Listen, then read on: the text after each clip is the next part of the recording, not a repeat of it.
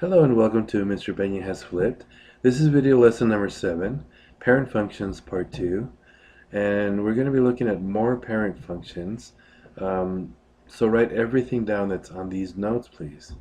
Okay, the first function we're going to be looking at is absolute value function. This is f of x is equal to absolute value of x. That's the equation.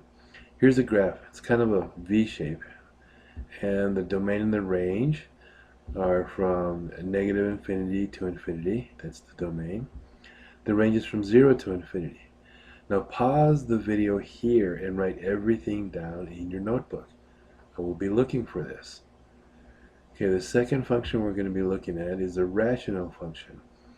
And the equation is written as f of x is equal to 1 over x. Okay, here's the graph. It's got two parts. So that means the domain and the range are going to have two parts also. So the first part for the domain, it goes from negative infinity to 0. And the second part goes from 0 to infinity. And the range is going to be the same from negative infinity to 0 and from 0 to infinity. Once again, pause the video here and write everything down that you see here in the video. Write everything down in your notebook. Okay, the exponential growth function is equal to f of x is equal to a times b to the x power. Now a has to be bigger than 0 and b has to be bigger than 1. Here's the function graph.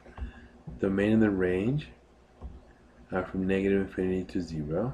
Oops, sorry, negative infinity to positive infinity. And from 0 to infinity. That's exponential growth. Exponential decay is kind of a little bit backwards. Looks complicated. The equation is f of x is equal to a times b to the x power. Now a has to be bigger than 0 and b has to be between 0 and 1. Okay, here's the graph. It looks kind of like the other graph except it's going down from left to right. The other one was going up from left to right. The domain is going to be from negative infinity to infinity. And the range is from 0 to infinity. Okay, so pause the video here, write everything down please in your notebook. Okay, and finally we have the logarithmic function. The logarithmic function looks unusual, and it says f of x is equal to log of x. You do have a log function, and x has to be greater than 0. Okay, it cannot be negative, and that cannot be 0. And here's a function of that. This is the inverse of the exponential function. The domain is going to be from 0 to infinity, and the range is from negative infinity to positive infinity.